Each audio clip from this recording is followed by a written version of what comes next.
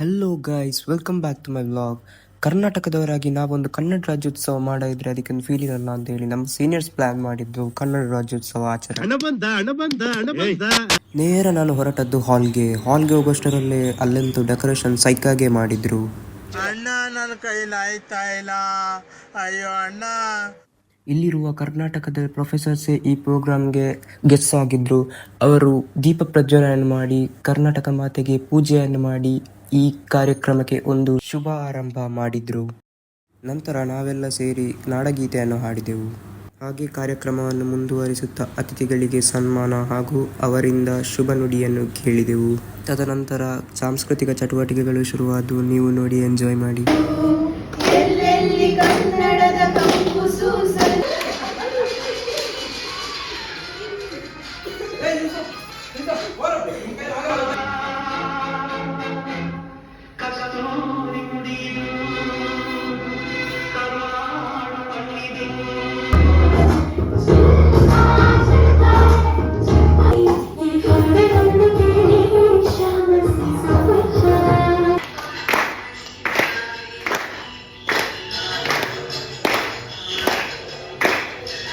Next ಒಂದು ಪುಟ್ಟದಾದ quiz competition ಅನ್ನು ಮಾಡಿದ್ರು.